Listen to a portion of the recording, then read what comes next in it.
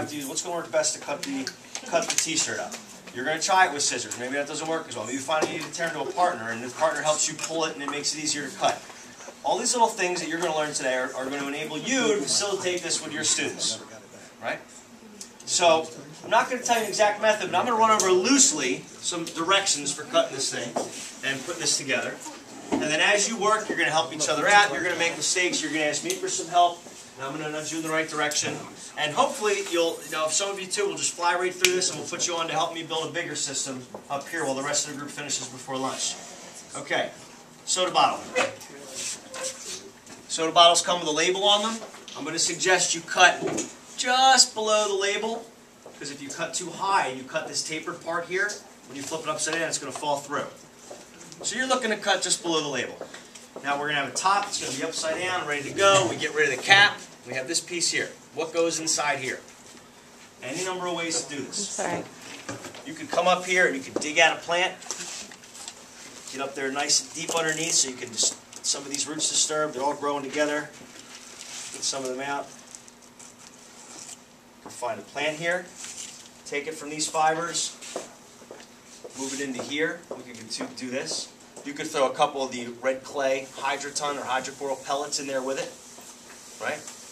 You could go without this and just pack the hydrocorals into the lid and put this down and nestled in there with the hydrocorals. However you want to go about giving this a shot, do it the way you want to do it. We'll see how it works.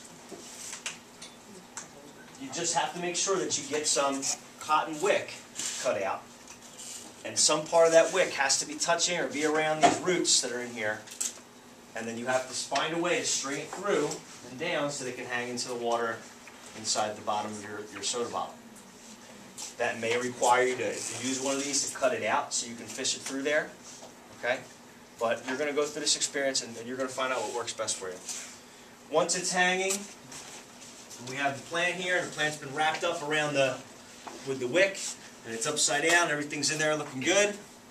Then we have some options. You can try to make your own pump inside there and cut a hole into this thing with your thumb, we said, so we're going to see if you can find a way to make this happen without water leaking over the place.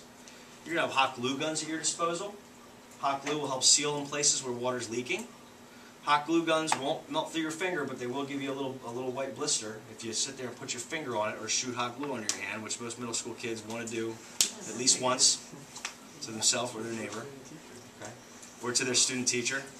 A lot of things happen to Dan during student teaching that are worse than the hot glue gun. And then in terms of the water, if you want to try to mix up your own water and you want to see if you can add a drop or two of lemon juice and see how that brings the pH down, give it a shot. If you want to use some pre-made mixture that we do, put that in. You want to take fish tank water, add fish tank water to yours. Okay? We're going to try to keep the place as clean as we can too while we work, but the stuff's going to get dirty. We'll get it back in here later. Right? And that's about that. Does anybody else need any further instructions?